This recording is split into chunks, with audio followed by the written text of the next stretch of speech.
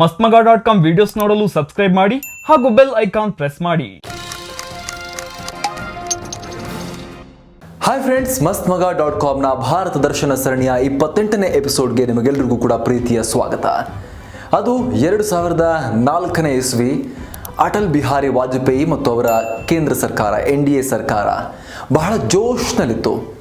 ಕಾರ್ಗಿಲ್ನಲ್ಲಿ ಗೆಲುವು, ಪೋಖ್ರನ್ನಲ್ಲಿ ಪರಮಾಣು ಪರೀಕ್ಷೆ, ಗೋಲ್ಡನ್ ಕ್ವಾಡ್ರ್ಯಾಂಗಲ್ ಸುವರ್ಣ ಚತುಷ್ಪಥ ರಸ್ತೆ, ಸರ್ವ ಶಿಕ್ಷಾ ಅಭಿಯಾನ, ಅಟಲ್ ಬಿಹಾರಿ ವಾಜಪೇಯಿ ಅವರ ವರ್ಚಸ್ಸು, ಇಂಡಿಯಾ ಶೈನಿಂಗ್ ಕ್ಯಾಂಪೇನ್.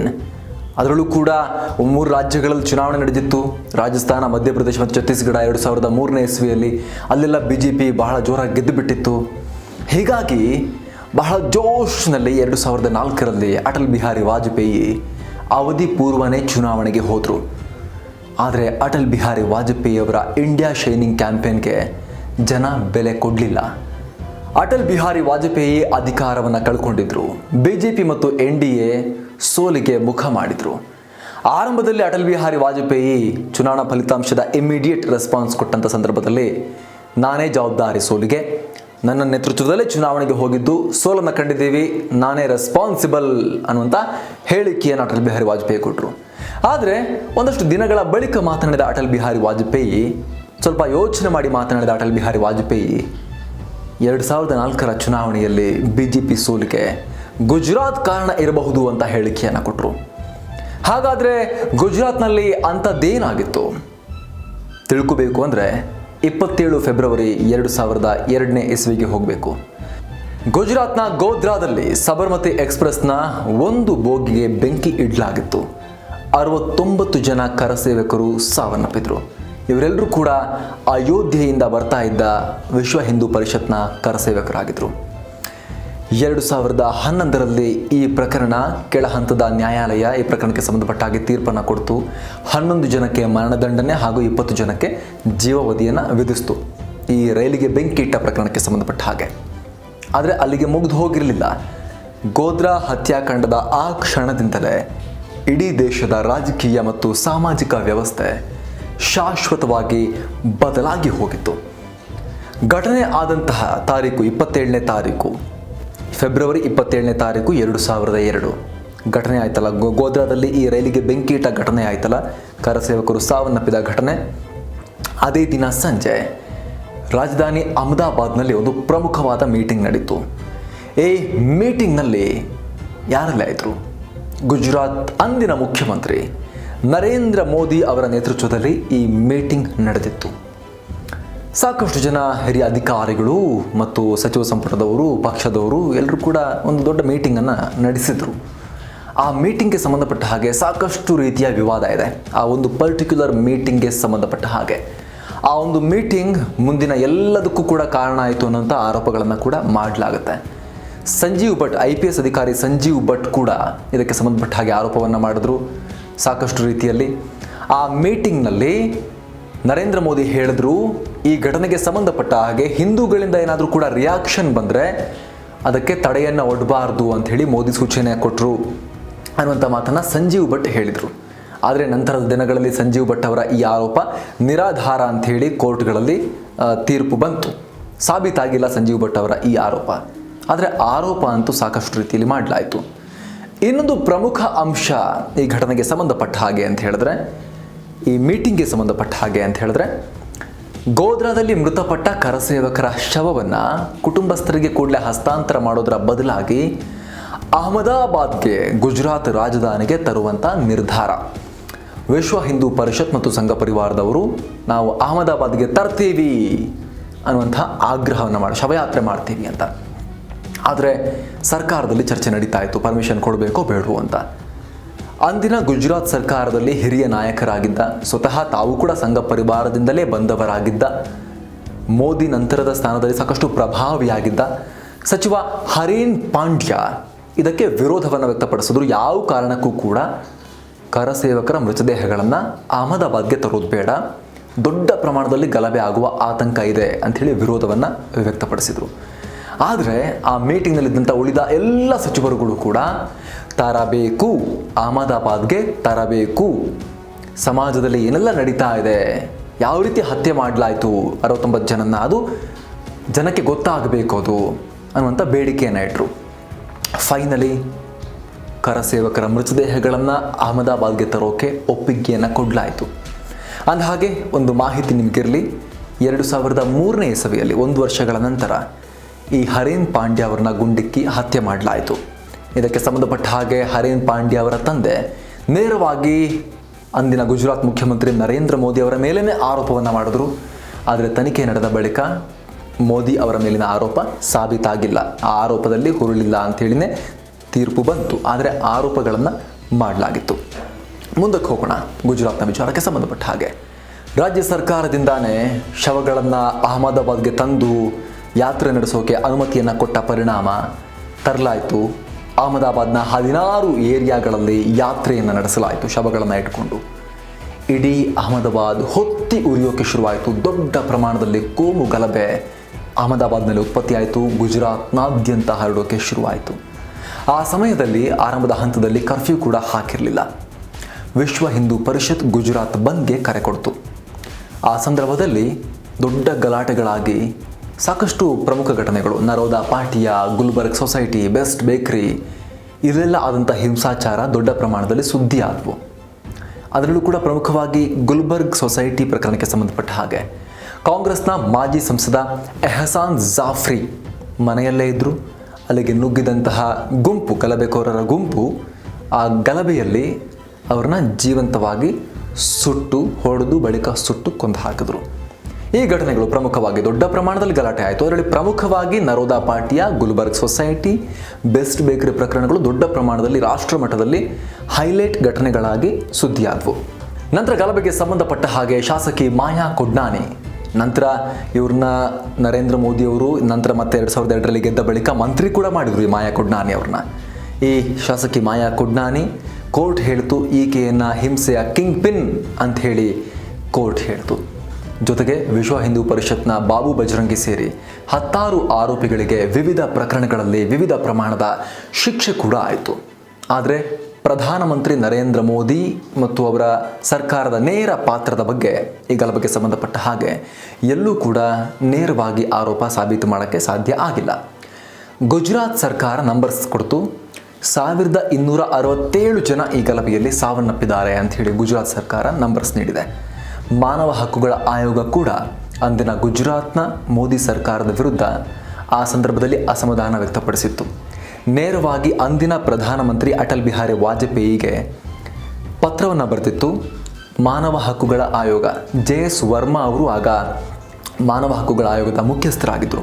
ಪತ್ರವನ್ನು ಬರೆದಿದ್ರು ಅಸಮಾಧಾನ ವ್ಯಕ್ತಪಡಿಸಿ ಯಾವ ರೀತಿ ಸಿಚುವೇಶನ್ ಹ್ಯಾಂಡಲ್ ಮಾಡಲಾಗ್ತಾ ಇದೆ ಅನ್ನೋದಕ್ಕೆ ಸಂಬಂಧಪಟ್ಟ ಹಾಗೆ.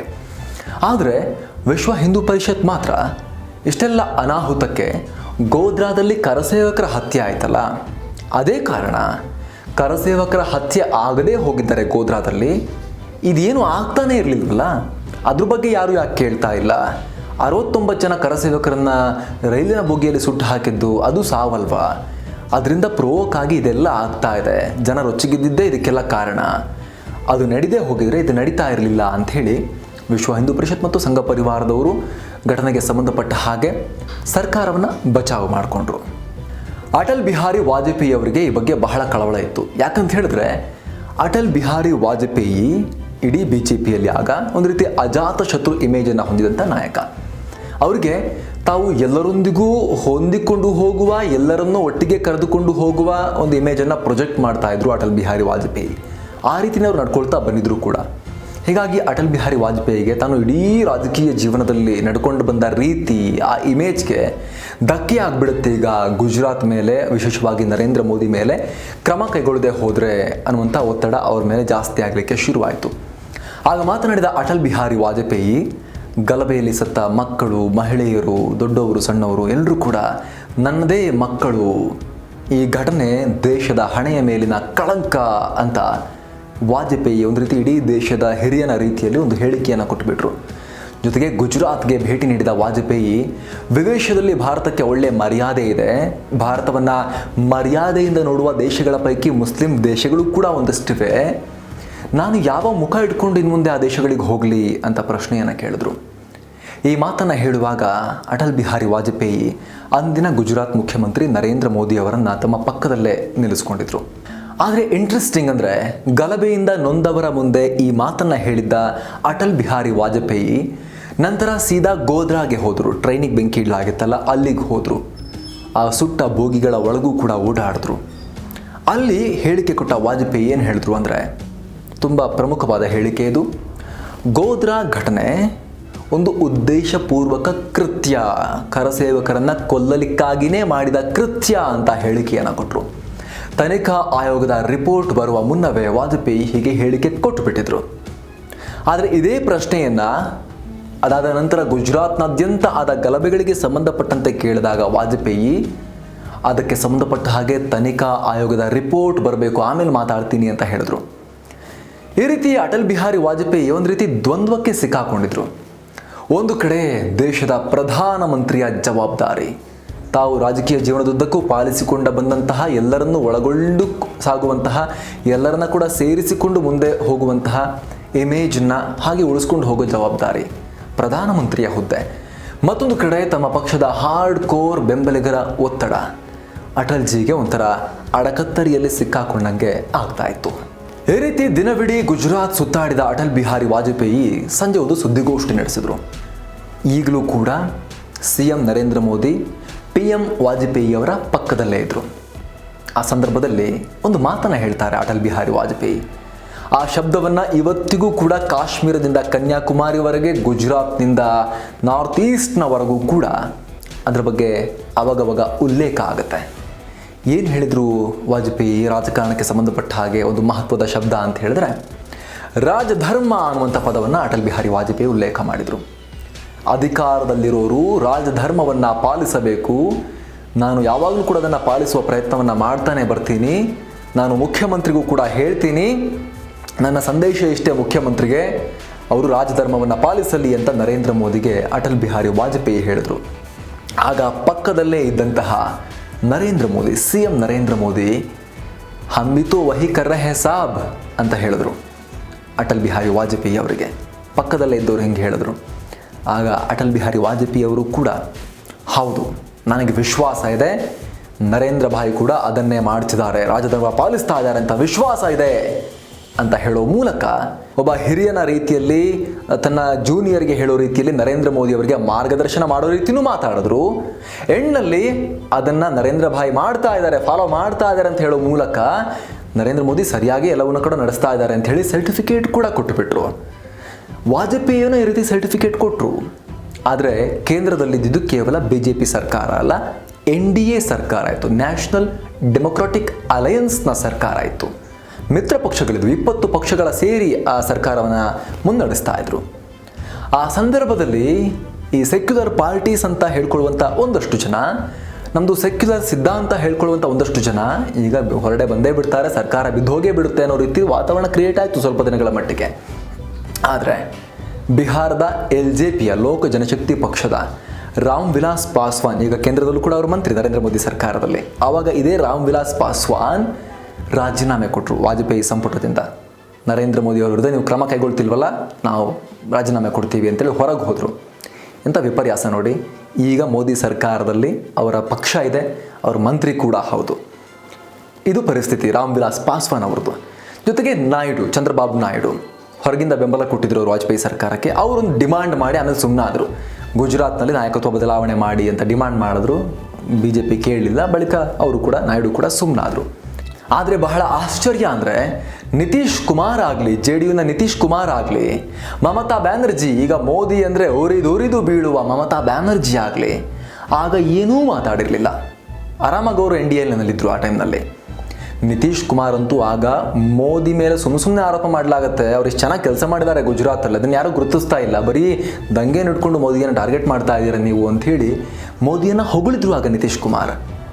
ನಿತೀಶ್ ಕುಮಾರ್ಗೆ ಮತ್ತೆ ಗುಜರಾತ್ ಗಲಭೆ ನೆನಪಾಗಿದ್ದು 2013ರ ಅಂತ್ಯದಲ್ಲಿ ನರೇಂದ್ರ ಮೋದಿಯವರು 2014ರ ಚುನಾವಣೆಗೆ BJPಯ ಪ್ರಧಾನಿ ಅಭ್ಯರ್ಥಿ ಅಂತ ಘೋಷಣೆಯಾದಾಗ ಆಗ ಅವರಿಗೆ ಗುಜರಾತ್ ಗಲಭೆ ನೆನಪಾಗಿ ಮತ್ತೆ ಅವರು NDAನಿಂದ ಆಚೆ ಹೋಗಿದ್ರು. ಮತ್ತೆ ಈಗ ಅವರು NDAಗೆ ಬಂದಿದ್ದಾರೆ. ಗುಜರಾತ್ನಲ್ಲಿ BJP ಜೊತೆಗೆ ಸರ್ಕಾರವನ್ನು ನಡೆಸ್ತಾ ಇದ್ದಾರೆ ನಿತೀಶ್ ಕುಮಾರ್.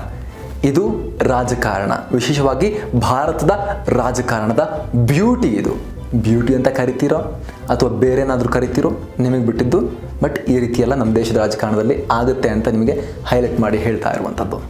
ಎಲ್ಲದರ ಮಧ್ಯೆ BJPಯ ಹಾಗೂ NDA ಸರ್ಕಾರದ ಸರ್ವೋಚ್ಚ ನಾಯಕರ ರೀತಿ ಇದ್ದಂತಹ, ದೊಡ್ಡ ಹೆಸರಿದ್ದಂತಹ ಅಟಲ್ ಬಿಹಾರಿ ವಾಜಪೇಯಿ ಅವರ ವೈಯಕ್ತಿಕ ನಿಲುವೇನಾಗಿತ್ತು? ಹಾಗಾದರೆ ಗುಜರಾತ್ಗೆ ಸಂಬಂಧಪಟ್ಟ ಹಾಗೆ, ಗಲಭೆಗೆ ಸಂಬಂಧಪಟ್ಟ ಹಾಗೆ, ನರೇಂದ್ರ ಮೋದಿ ಅವರ ನಾಯಕತ್ವ ಬದಲಾವಣೆ ಮಾಡಬೇಕಾ ಬೇಡವಾ ಅನ್ನೋದಕ್ಕೆ ಸಂಬಂಧಪಟ್ಟ ಹಾಗೆ, ವಾಜಪೇಯಿ ಅವರಿಗೆ ಅವರ ಸುತ್ತಮುತ್ತ ಇರೋರು ಹೇಳೋ ಪ್ರಕಾರ, ಜಸ್ವಂತ್ ಸಿಂಗ್ ಅವರು ಹೇಳೋ ಪ್ರಕಾರ, ಅರುಣ್ ಶೌರಿ ಅವರು ಹೇಳೋ ಪ್ರಕಾರ, ಆಗಿನ ಕೆಲವೊಂದಷ್ಟು ಹಿರಿಯ ಪತ್ರಕರ್ತರುಗಳು ಹೇಳೋ ಪ್ರಕಾರ ವಾಜಪೇಯಿ ಅವರಿಗೆ ಕ್ರಮ ಕೈಗೊಳ್ಳೋಕೆ ಇಷ್ಟ ಇತ್ತು.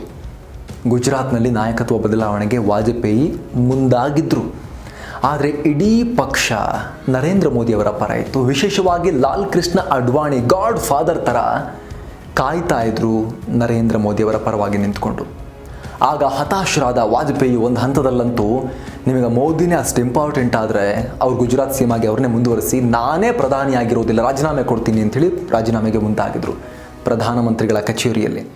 ಅದನ್ನು ಗಮನಿಸಿದ ಅಂದಿನ BJPಯ ಟ್ರಬಲ್ ಶೂಟರ್ ಆಗಿದ್ದಂತಹ ಪ್ರಮೋದ್ ಮಹಾಜನ್ ಅವರು ಕೂಡಲೇ ಜಸ್ವಂತ್ ಸಿಂಗ್ ಅವರಿಗೆ ಕಾಲ್ ಮಾಡಿ, ಬನ್ನಿ ರಾಜೀನಾಮೆ ಕೊಡ್ತೀನಿ ಅಂತ ಹೇಳ್ತಿದ್ದಾರೆ ಸಾಹೇಬ್ರು ಅಂತೇಳಿ ಕರೆದ್ರು. ಜಸ್ವಂತ್ ಸಿಂಗ್ ಅವರು ಪ್ರಧಾನಮಂತ್ರಿಗಳ ಕಚೇರಿಗೆ ಹೋಗಿ ಅವರ ಕೈಯನ್ನು ಹಿಡಿದು ತಡೆದು, ನೀವು ರಾಜೀನಾಮೆ ಯಾವ ಕಾರಣಕ್ಕೂ ಕೊಡಬಾರ್ದು, ನೋಡೋಣ, ಮ್ಯಾನೇಜ್ ಮಾಡೋಣ ಅಂಥೇಳಿ ಹರಸಾಹಸಪಟ್ಟು ವಾಜಪೇಯಿ ಅವರ ಮನವೊಲಿಸಿದ್ರು ಅನ್ನುವಂಥ ಮಾತನ್ನು ಸ್ವತಃ ಜಸ್ವಂತ್ ಸಿಂಗ್ ಈ ಬಗ್ಗೆ ಮಾಹಿತಿ ನೀಡಿದ್ದಾರೆ. 2-3 ತಿಂಗಳಲ್ಲಿ 2002 ಏಪ್ರಿಲ್ನಲ್ಲಿ BJPದು ಗೋವಾದಲ್ಲಿ ಕಾರ್ಯಕಾರಿಣಿ ಸಭೆ ಇತ್ತು, ನ್ಯಾಷನಲ್ ಎಕ್ಸಿಕ್ಯೂಟಿವ್ ಮೀಟಿಂಗ್ ಇತ್ತು. ಆ ಸಂದರ್ಭದಲ್ಲಿ ವಾಜಪೇಯಿ ಅವರು ಒಂದು ಮನಸ್ಸಲ್ಲಿ ಅಂದ್ಕೊಂಡಿದ್ರು, ಈ ಸಭೆಯಲ್ಲಿ ಮೋದಿ ಬಗ್ಗೆ ಚರ್ಚೆ ಮಾಡಬೇಕು, ನಾಯಕತ್ವ ಬದಲಾವಣೆಗೆ ಸಂಬಂಧಪಟ್ಟ ಹಾಗೆ ಡಿಮಾಂಡ್ ಇಡಬೇಕು, ಬಳಿಕ ರಾಜೀನಾಮೆಯನ್ನು ತಗೋಬೇಕು, ಆ ಮೂಲಕ ರಾಷ್ಟ್ರ ಮಟ್ಟದಲ್ಲಿ BJP ಅಲ್ಪಸಂಖ್ಯಾತರಿಗೆ ಸೇಫ್ ಅನ್ನುವಂಥ ಮೆಸೇಜನ್ನು ಪಾಸ್ ಮಾಡಬೇಕು, ಜೊತೆಗೆ ಒಂದು ಗುಜರಾತ್ನಲ್ಲಿ ಆಗಿರುವಂಥ ಘಟನೆಗೆ ಸಂಬಂಧಪಟ್ಟ ಹಾಗೆ ಕ್ರಮ ಕೈಗೊಂಡಂಗೂ ಆಗುತ್ತೆ ಅನ್ನುವಂಥ ಲೆಕ್ಕಾಚಾರದಲ್ಲಿ ಅಟಲ್ ಬಿಹಾರಿ ವಾಜಪೇಯಿ ಇದ್ದರು. ಆದರೆ ಯಾವ ಕಾರಣಕ್ಕೂ ಲಾಲ್ ಕೃಷ್ಣ ಅಡ್ವಾಣಿ ಕಡೆ ತನಕ ಕೂಡ ಒಪ್ಪಿಕೊಂಡೇ ಇಲ್ಲ. ಲಾಸ್ಟ್ ಇನ್ನೇನು ಕಾರ್ಯಕಾರಿಣಿ ದಿನ ವಿಮಾನದಲ್ಲಿ ಗೋವಾಗೆ ಹೋಗ್ತಾ ಇದ್ದಾರೆ ನಾಯಕರುಗಳೆಲ್ಲ. ವಾಜಪೇಯಿ ಇದ್ದರು ವಿಶೇಷ ವಿಮಾನದಲ್ಲಿ, ಪ್ರಧಾನಮಂತ್ರಿಗಳ ವಿಶೇಷ ವಿಮಾನದಲ್ಲಿ ವಾಜಪೇಯಿ ಇದ್ದರು, LK ಅಡ್ವಾಣಿ ಇದ್ದರು, ಜಸ್ವಂತ್ ಸಿಂಗ್ ಇದ್ದರು, ಅರುಣ್ ಶೌರಿ ಇದ್ದರು ಆ ಸಂದರ್ಭದಲ್ಲಿ ವಿಮಾನದಲ್ಲಿ. ಆಗ ಅಲ್ಲಿ ತನಕನೂ ಕೂಡ ಒಪ್ಪಿಸೋಕೆ ಪ್ರಯತ್ನ ಪಟ್ಟಿದ್ದರು ಅಡ್ವಾಣಿಯವರನ್ನು ವಾಜಪೇಯಿಯವರು. ಆದರೆ ಅಡ್ವಾಣಿ ಒಪ್ಪಿರಲಿಲ್ಲ. ಹೀಗಾಗಿ ಇಬ್ಬರು ಕೂಡ ಮಾತಾಡ್ಕೊಳ್ಳದೆ ತಮ್ಮ ಮುಖದ ಮುಂದೆ ಪೇಪರ್ ಹಿಂಗೆ ಅಡ್ಡ ಹಿಡ್ಕೊಂಡು ಇಬ್ಬರು ಕೂಡ ಕುತ್ಕೊಂಡ್ಬಿಟ್ಟಿದ್ರು. ಸುಮಾರು ಹೊತ್ತು ಯಾರೂ ಮಾತಾಡಿರಲಿಲ್ಲ.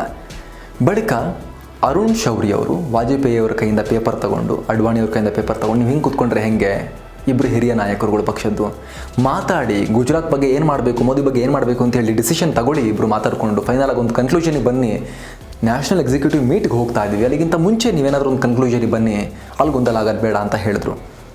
ಆ ಸಂದರ್ಭದಲ್ಲಿ ಅಡ್ವಾಣಿಯವರ ಕಡೆ ನೋಡಿದ ಅಟಲ್ ಬಿಹಾರಿ ವಾಜಪೇಯಿ, ಏನು ಮಾಡೋದು ಗುಜರಾತ್ ಬಗ್ಗೆ ಅನ್ನುವಂಥ ಮಾತನ್ನು ಕೇಳ್ತಾರೆ ಅಟಲ್ ಬಿಹಾರಿ ವಾಜಪೇಯಿ. ಆಗ ಲಾಲ್ ಕೃಷ್ಣ ಅಡ್ವಾಣಿಯವರು ಒಂದು ಮಾತಾಡದೆ ಸೀದಾ ಎದ್ದು ಹೋಗಿ, ಅಲ್ಲಿ ಆ ಚೇರಿಂದ ಎದ್ದು ಹೋಗಿ ದೂರ ಹೋಗಿ ನಿಂತ್ಕೊತಾರೆ. ವಿಮಾನದಲ್ಲಿ ಶೌಚಾಲಯ ಇರುತ್ತಲ್ಲ, ಅಲ್ಲಿ ಹೋಗಿ ನಿಂತ್ಕೋತಾರೆ ಲಾಲ್ ಕೃಷ್ಣ ಅಡ್ವಾಣಿಯವರು. ಆಗ ಸ್ಪಷ್ಟವಾಗಿ ಸಂದೇಶ ರವಾನೆ ಆಯಿತು ಈಗ ಅಟಲ್ ಬಿಹಾರಿ ವಾಜಪೇಯಿಗೆ, ಏನು ಮಾಡಿದ್ರು ಅಡ್ವಾಣಿ ಒಪ್ಪೋದಿಲ್ಲ, ಮೋದಿಯನ್ನು ಕೆಳಗಿಳಿಸೋಕೆ ಅನ್ನೋದು ವಾಜಪೇಯಿ ಅವ್ರಿಗೂ ಕೂಡ ಸ್ಪಷ್ಟ ಆಯಿತು.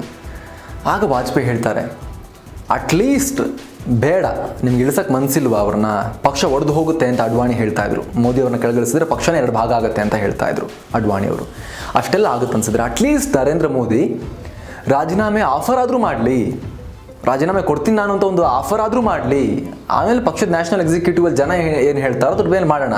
ನೀವು ಹೇಳ್ತಾ ಇದ್ದೀರಿ ಪಕ್ಷದಲ್ಲಿ ಭಾಳ ವಿರೋಧ ಇದೆ ಅವ್ರನ್ನ ಕೆಳಗಿಳಿಸೋದ್ರ ಬಗ್ಗೆ, ಪಕ್ಷ ಒಪ್ಪಲ್ಲ ಅಂತ ನೀವು ಹೇಳ್ತಾ ಇದ್ದೀರಲ್ಲ, ಆಯಿತು ಸುಮ್ಮನೆ ಆಫರ್ ಆದರೂ ಮಾಡಲಿ, ಅತ್ಲಾಗೆ ಅದನ್ನಾರು ಮಾಡಲಿ, ಅಷ್ಟಾದರೂ ಮಾಡಲಿ ಅನ್ನುವಂಥ ಮಾತನ್ನು ಅಟಲ್ ಬಿಹಾರಿ ವಾಜಪೇಯಿ ಹೇಳ್ತಾರೆ.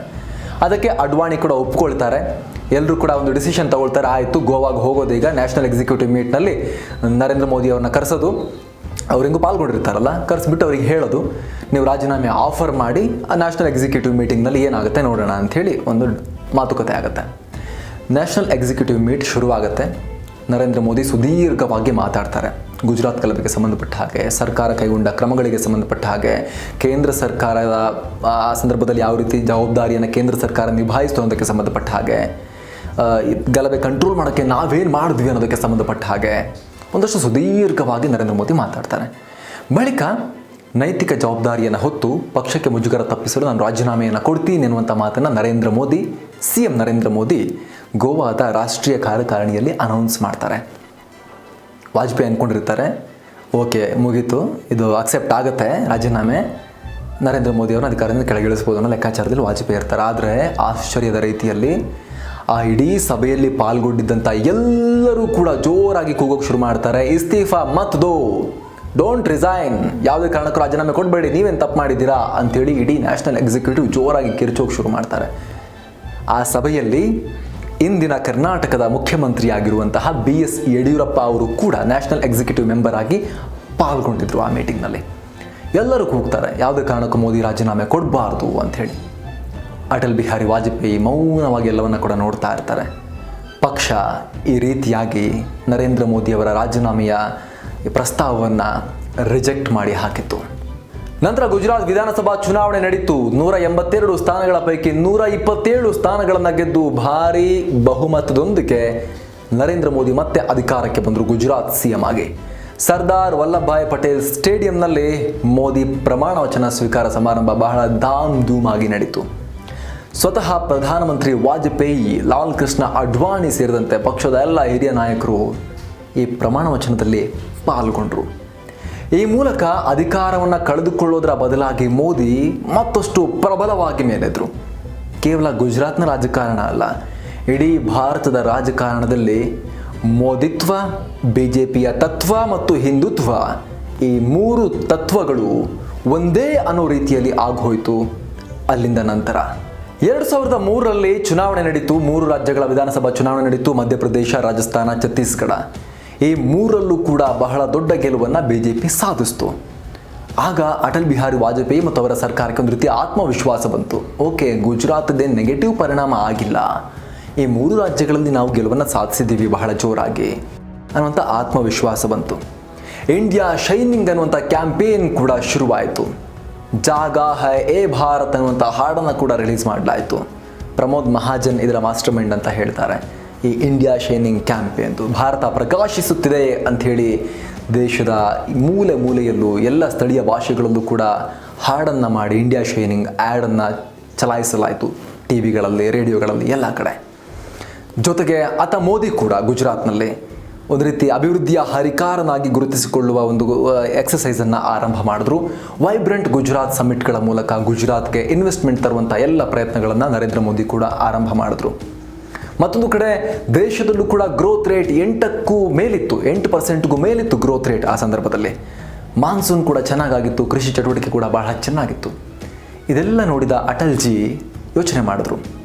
ಅಟಲ್ಜಿ ಮತ್ತು ಅವರ ಸರ್ಕಾರದ ಎಲ್ಲ ಹಿರಿಯ ಸಚಿವರುಗಳು ಮತ್ತು ಅವರ ಕೋರ್ ಗ್ರೂಪ್ ಎಲ್ಲ ಯೋಚನೆ ಮಾಡಿದ್ರು. ಓಕೆ, ಎಲ್ಲವೂ ಸರಿಯಾಗಿದೆ, ಚುನಾವಣೆ ಮಾಡಿಬಿಟ್ರೆ ಗೆಲುವು ಗ್ಯಾರಂಟಿ ಅನ್ನೋ ರೀತಿ ಅಟಲ್ಜಿಗೂ ಕೂಡ ಎಲ್ಲರೂ ಕೂಡ ಸಲಹೆಯನ್ನು ಕೊಟ್ಟರು. ಒಪಿನಿಯನ್ ಪೋಲ್ಗಳು ಕೂಡ ಎಲ್ಲ ಮಾಡ್ತಾರಲ್ಲ, ಚುನಾವಣಾ ಪೂರ್ವ ಸಮೀಕ್ಷೆಗಳನ್ನು ಮಾಡ್ತಾರಲ್ಲ, ಅದರಲ್ಲೂ ಕೂಡ ಅಟಲ್ ಬಿಹಾರಿ ವಾಜಪೇಯಿ ಮತ್ತೆ ಭಾರೀ ಬಹುಮತದೊಂದಿಗೆ ಅಧಿಕಾರಕ್ಕೆ ಬರೋದು ಗ್ಯಾರಂಟಿ ಅಂತಾನೆ ಬರ್ತಾ ಇತ್ತು. 2004ರ ಅಕ್ಟೋಬರ್ನಲ್ಲಿ ಅವಧಿ ಪೂರ್ಣ ಆಗಬೇಕಾಗಿತ್ತು. ಆದರೆ ಅವಧಿಗೂ ಮುನ್ನವೇ ಚುನಾವಣೆ ನಡೆಸೋಕೆ ಅಟಲ್ ಬಿಹಾರಿ ವಾಜಪೇಯಿ ಮುಂದಾದರು. ಜೋರಾಗಿ ಚುನಾವಣೆಗೆ ಹೋದರು. ಆದರೆ ಅಟಲ್ಜಿಗೆ ಜನ ಕೈ ಕೊಟ್ಟು ಬಿಟ್ಟರು. ಇಂಡಿಯಾ ಶೈನಿಂಗ್ಗೆ ಬದಲಾಗಿ ಆ ಸಂದರ್ಭದಲ್ಲಿ ಜನ, ಕಾಂಗ್ರೆಸ್ ಅದಕ್ಕೆ ಪ್ರತಿಯಾಗಿ ಒಂದು ಕ್ಯಾಂಪೇನ್ ಶುರು ಮಾಡಿತ್ತಲ್ಲ, ಆಮ್ ಆದ್ಮಿ ಕೋ ಕ್ಯಾ ಮಿಲಾ ಅಂತ. NDA ಸರ್ಕಾರ ಇಂಡಿಯಾ ಶೈನಿಂಗ್ ಅಂತ ಹೋಯಿತು. ಅದೇ ಸಂದರ್ಭದಲ್ಲಿ ಸೋನಿಯಾ ನೇತೃತ್ವದ UPA ಆಮ್ ಆದ್ಮಿ ಕೋ ಕ್ಯಾ ಮಿಲಾ ಅಂತ ಇವರು ಹೋದರು. ಕಾಂಗ್ರೆಸ್ ಮತ್ತು ಅವರ ಮಿತ್ರ ಪಕ್ಷಗಳು ಈ ರೀತಿ ಹೋದರು. ಜನ ಅಟಲ್ಜಿಗೆ ಕೈ ಕೊಟ್ಟರು. ಪ್ರತಿಪಕ್ಷದಲ್ಲಿದ್ದಂತಹ ಕಾಂಗ್ರೆಸ್ ಮತ್ತು ಅದರ ಮಿತ್ರ ಪಕ್ಷಗಳು ಅಧಿಕಾರದ ಹೊಸ್ತಲಿಗೆ ಬರೋ ಥರ ಆಯಿತು. ನಂತರ ವಿಶ್ರಾಂತಿ ಪಡೆಯಲು ಮನಾಲಿಗೆ ಹೋದಂಥ ವಾಜಪೇಯಿ 2002ರ ದಂಗೆನೇ ಚುನಾವಣಾ ಸೋಲಿಗೆ ಪ್ರಮುಖ ಕಾರಣ ಇರಬಹುದು ಅಂತ ಹೇಳಿಕೆಯನ್ನು ಕೊಟ್ಟರು. ನಾನು ನರೇಂದ್ರ ಮೋದಿಯವರ ರಾಜೀನಾಮೆಗೆ ಒತ್ತಾಯ ಮಾಡಿದ್ದೆ, ಆದರೆ ಸಂಘ ಪರಿವಾರ ಬಿಡಲಿಲ್ಲ ನನಗೆ ಅನ್ನುವಂಥ ಹೇಳಿಕೆಯನ್ನು ಕೊಟ್ಬಿಟ್ರು. ಆ ಮೂಲಕ ಏನು ಸಂದೇಶವನ್ನು ಕೊಟ್ಟರು ವಾಜಪೇಯಿ ಅಂತ ಹೇಳಿದ್ರೆ, 2004ರ ಚುನಾವಣೆಯಲ್ಲಿ ವಾಜಪೇಯಿ ಸೋಲಲ್ಲ, ಅದು NDA ಸರ್ಕಾರದ ಸೋಲಲ್ಲ, ನಾವು ತುಂಬ ಚೆನ್ನಾಗಿ ಕೆಲಸ ಮಾಡಿದ್ವಿ, ಆದರೆ ಈ ಸಂಘ ಪರಿವಾರ ಮತ್ತು ಮೋದಿಯವರ ಗುಜರಾತ್ನ ಇಮೇಜ್, ಈ ಕಾರಣಕ್ಕಾಗಿ ನಮಗೆ ಸೋಲಾಯಿತು ಅನ್ನೋ ರೀತಿಯಲ್ಲಿ ಮಾತಾಡಿಬಿಟ್ರು. ಆಗ ಪಕ್ಷದ ಪ್ರಮುಖ ಮುಖವಾಗಿದ್ದಂಥ ವಾಜಪೇಯಿ ವಿರುದ್ಧವೇ ತಿರುಗಿ ಬಿದ್ದ ಸಂಘ ಪರಿವಾರ ನೇರವಾಗಿ ವಾಜಪೇಯಿ ಮೇಲೇನೆ ದಾಳಿಗೆ ಮುಂದಾಯಿತು. ಸಾಮಾನ್ಯವಾಗಿ ಸಂಘದವರು ಯಾವತ್ತೂ ಮುಂದೆ ಬಂದು ಈ ರೀತಿ ಹೇಳಿಕೆಯೆಲ್ಲ ಕೊಡೋದಿಲ್ಲ. ಆದರೆ ಆ ಸಂದರ್ಭದಲ್ಲಿ ಮುಂದೆ ಬಂದು ಮಾತನಾಡಿದ ಸರಸಂಘ ಚಾಲಕ RSSನ ಪ್ರಮುಖ ಸುದರ್ಶನ್ ಅವರು ಸೀದಾ ಮುಂದೆ ಬಂದು ವಾಜಪೇಯಿ ಮೇಲೆ ದಾಳಿ ಮಾಡಿದರು. ವಾಜಪೇಯಿ ಅವರ ಹೇಳಿಕೆ ಯಾವುದೇ ಕಾರಣಕ್ಕೂ ನಾವು ಒಪ್ಪೋದಿಲ್ಲ. ಹಾಗಂತಾಗಿದ್ರೆ ಗುಜರಾತ್ ಗಲಭೆಯ ನಂತರ ನಡೆದಂತಹ ಮಧ್ಯಪ್ರದೇಶ, ರಾಜಸ್ಥಾನ, ಛತ್ತೀಸ್ಗಢ ಅಲ್ಲಿ ಗೆದ್ದಿದ್ದು ಹೇಗೆ? ಅಲ್ಲೂ ಸೋಲ್ಬೇಕಾಗಿತ್ತಲ್ಲ. ಹಾಗಾದರೆ ಅಲ್ಲಿ ಗೆದ್ದು ಬಳಿಕ ರಾಷ್ಟ್ರೀಯ ಚುನಾವಣೆಯಲ್ಲಿ ಸೋಲಾಗಿದೆ ಅಂತ ಹೇಳಿದ್ರೆ ಅದು ಗುಜರಾತ್ನಿಂದ ಅಲ್ಲ, ಅದು ಸರ್ಕಾರದ್ದೇ, ಅದು ನಿಮ್ಮದೇ ಜವಾಬ್ದಾರಿ ಅನ್ನೋ ರೀತಿಯಲ್ಲಿ ವಾಜಪೇಯಿಗೇನೆ ಮುಖಕ್ಕೆ ಕನ್ನಡಿ ಹಿಡಿಯುವಂಥ ಕೆಲಸವನ್ನು RSS ಮಾಡಿತು. ಆದರೆ ವಾಜಪೇಯಿ ಪಟ್ಟು ಬಿಡಲಿಲ್ಲ. ವಾಜಪೇಯಿ ಅವರು ಮುಂದಿನ ಮುಂಬೈ ಕಾರ್ಯಕಾರಿಣಿಯಲ್ಲಾದರೂ ಕೂಡ ಮತ್ತೆ ಮೋದಿ ಬಗ್ಗೆ ಚರ್ಚೆ ಆಗಬೇಕು ಅಂತ ಹಠ ಹಿಡಿದಿದ್ರು. ಆದರೆ BJPಯ ಉಳಿದೆಲ್ಲ ನಾಯಕರುಗಳು ಮತ್ತು ಸಂಘ ಪರಿವಾರ ಸೇರಿಕೊಂಡು ಮೋದಿ ಮತ್ತು ಗುಜರಾತ್ ಬಗ್ಗೆ ಚರ್ಚೆನೇ ಇಲ್ಲ, ಅದು ಮುಗಿದ ಅಧ್ಯಾಯ, ಅವ್ರ ಬಗ್ಗೆ ಮತ್ತೆ ಚರ್ಚೆ ಮಾಡೋದು, ಅಧಿಕಾರದ ಕೆಳಗಿಳಿಸೋದು ಸಾಧ್ಯನೇ ಇಲ್ಲ, ಕ್ರಮ ಇಲ್ಲ, ಯಾವ ಕಾರಣಕ್ಕೂ ಇಲ್ಲ ಅಂಥೇಳಿ ಬದಿಗೆ ಸರಿಸಿಬಿಟ್ರು ಆ ಪ್ರಸ್ತಾವವನ್ನು. ಅಂದಿನ BJP ಅಧ್ಯಕ್ಷರಾಗಿದ್ದ ವೆಂಕಯ್ಯ ನಾಯ್ಡು, ಈಗ ಅವರು ಉಪರಾಷ್ಟ್ರಪತಿಗಳಾಗಿದ್ದಾರೆ, ಆವಾಗ BJP ಅಧ್ಯಕ್ಷರಾಗಿದ್ದರು ವೆಂಕಯ್ಯ ನಾಯ್ಡು ಅವರು. ಅವ್ರು ಏನು ಹೇಳಿದ್ರು ಆ ಮುಂಬೈ ಕಾರ್ಯಕಾರಿಣಿಯಲ್ಲಿ? ಅಟಲ್ಜಿ ಪಕ್ಕದಲ್ಲೇ ಇದ್ದಾರೆ, ಇಲ್ಲಿ ವೆಂಕಯ್ಯ ನಾಯ್ಡು ಅವರು BJP ರಾಷ್ಟ್ರೀಯ ಅಧ್ಯಕ್ಷರು ಆಗೋರಿದ್ದಾರೆ. ಏನು ಹೇಳಿದ್ರು? BJP ಪಕ್ಷ ಆಧಾರಿತ ಹೊರತು ವ್ಯಕ್ತಿ ಆಧಾರಿತ ಅಲ್ಲ, ಸಂಘಟನೆ ಆಧಾರಿತ ಪಕ್ಷ BJP, ವ್ಯಕ್ತಿ ಆಧಾರಿತ ಅಲ್ಲ ಅಂತ ಮೂರು ಸಲ ಹೇಳಿದ್ರು ವಾಜಪೇಯಿ ಅವ್ರನ್ನ ಪಕ್ಕದಲ್ಲಿ ಕೂರಿಸ್ಕೊಂಡು. ಆಗ ವಾಜಪೇಯಿ ಅವರಿಗೆ ಸ್ಪಷ್ಟ ಆಗಿತ್ತು, ನನ್ನ ಯುಗಾಂತ್ಯ ಆಗಿದೆ ಅನ್ನೋದು ಸ್ಪಷ್ಟ ಆಗಿತ್ತು. ಪಕ್ಷದಲ್ಲಿ ಅಧಿಕಾರದಲ್ಲಿದ್ದಂಥ ಸಂದರ್ಭದಲ್ಲಿ ತನಗಿದ್ದಂತಹ ವರ್ಚಸ್ಸು ಈಗ ಪಕ್ಷದಲ್ಲಿ ಇಲ್ಲ ಅನ್ನೋದು ಕೂಡ ಅಟಲ್ ಬಿಹಾರಿ ವಾಜಪೇಯಿ ಅವರಿಗೆ ಅರ್ಥ ಆಗಿತ್ತು. ಕೇವಲ 2 ತಿಂಗಳ ಹಿಂದಷ್ಟೇ ಅಟಲ್ ಬಿಹಾರಿ ವಾಜಪೇಯಿ ಅವರ ಹೆಸರಲ್ಲಿ ಅವರ ಮುಖ ಇಟ್ಕೊಂಡು BJP ಚುನಾವಣೆಗೆ ಹೋಗಿತ್ತು, ಇಡೀ NDA ಚುನಾವಣೆಗೆ ಹೋಗಿತ್ತು, ಇಡೀ ಇಂಡಿಯಾ ಶೈನಿಂಗ್ ಕ್ಯಾಂಪೇನ್ ವಾಜಪೇಯಿ ಅವರ ವರ್ಚಸ್ಸು ಮುಖವನ್ನು ಇಟ್ಕೊಂಡೇ ರೂಪಿತ ಆಗಿತ್ತು. ಆದರೆ 2 ತಿಂಗಳಲ್ಲಿ ಎಲ್ಲ ಬದಲಾಗಿ ಹೋಗಿತ್ತು. ಒಂದು ದೊಡ್ಡ ಯುಗ, ಅಟಲ್ಜಿ ಯುಗ ಅಂತ್ಯ ಆಗಿತ್ತು. ನರೇಂದ್ರ ಮೋದಿ ಯುಗ ಆರಂಭ ಆಗಿತ್ತು. ಈ ರೀತಿ 2004ರ ಚುನಾವಣೆಯಲ್ಲಿ ಅಟಲ್ಜಿ ಅಧಿಕಾರವನ್ನು ಕಳ್ಕೊಂಡು NDA ಹೋಗಿ UPA ಅಧಿಕಾರದ ಹೊಸ್ತಲಿಗೆ ಬಂದು ನಿಂತ್ಕೊಂಡಿತ್ತು ಕಾಂಗ್ರೆಸ್ ನೇತೃತ್ವದಲ್ಲಿ. ಸೋನಿಯಾ ಗಾಂಧಿಯವರು ಪ್ರಧಾನಿ ಆಗ್ತಾರ ಅನ್ನುವಂಥ ಪ್ರಶ್ನೆ ಎದುರಾಗಿತ್ತು. ಆದರೆ ಚುನಾವಣೆಯಲ್ಲಿ ಗೆದ್ದ ಬಳಿಕವೂ ಕೂಡ ಪ್ರಧಾನಿಯಾಗುವ ಅವಕಾಶ ಕಣ್ಣ ಮುಂದೆ ಇದ್ದರೂ ಕೂಡ ಸೋನಿಯಾ ಗಾಂಧಿ ಪ್ರಧಾನಿ ಆಗಲಿಲ್ಲ. ಯಾಕೆ? ಆಗಲಿಲ್ಲ ಯಾಕೆ ಅಂತ ಕೇಳಿದ್ರೆ ಸರಿಯಾಗತ್ತೆ. ಆಗ್ಲಿಕ್ಕೆ ಅವ್ರಿಗೂ ಕೂಡ ಆಸೆ ಇದ್ದೇ ಇರುತ್ತೆ, ಆದರೆ ಆಗಲಿಲ್ಲ. ಸನ್ನಿವೇಶ ಯಾವ ರೀತಿ ಸೃಷ್ಟಿಯಾಯಿತು? ಆವಾಗ ಮನಮೋಹನ್ ಸಿಂಗ್ ಅನ್ನುವಂತಹ ಒಬ್ಬ ಆರ್ಥಿಕ ತಜ್ಞರನ್ನ, ಪೂರ್ಣ ಪ್ರಮಾಣದಲ್ಲಿ ರಾಜಕಾರಣಿಯೇ ಅಲ್ಲದ ಒಬ್ಬ ವ್ಯಕ್ತಿಯನ್ನ, ಹಿಂದೆ ನರಸಿಂಹರಾವ್ ಸರ್ಕಾರದಲ್ಲಿ ಅವರು ಹಣಕಾಸು ಮಂತ್ರಿ ಆಗಿದ್ರು, ಆರ್ಥಿಕ ಸುಧಾರಣೆಗಳನ್ನು ಕೈಗೊಂಡಿದ್ರು. ಅದು ಬಿಟ್ಟರೆ ರಾಜಕೀಯ ವೆಯ್ಟ್ ಇರಲಿಲ್ಲ ಅವರಿಗೆ, ಪೊಲಿಟಿಕಲ್ ಹೆವಿ ವೆಯ್ಟ್ ಅಲ್ಲ ಮನಮೋಹನ್ ಸಿಂಗ್ ಅವರು. ಅವರನ್ನು ಪ್ರಧಾನಿ ಮಾಡಿದ್ದು ಯಾಕೆ? ಸೋನಿಯಾ ಗಾಂಧಿ ಅವರು. ಇದೆಲ್ಲದಕ್ಕೆ ಸಂಬಂಧಪಟ್ಟ ಹಾಗೆ, ಈ ರೋಚಕ ಘಟನೆಗಳಿಗೆ ಸಂಬಂಧಪಟ್ಟ ಹಾಗೆ ಪೂರ್ಣ ಮಾಹಿತಿಯನ್ನು mastmaga.comನ ಭಾರತ ದರ್ಶನ ಸರಣಿಯ ಮುಂದಿನ ಎಪಿಸೋಡ್ನಲ್ಲಿ ಮಿಸ್ ಮಾಡದೆ ನೋಡಿ. ನಮಸ್ತೆ.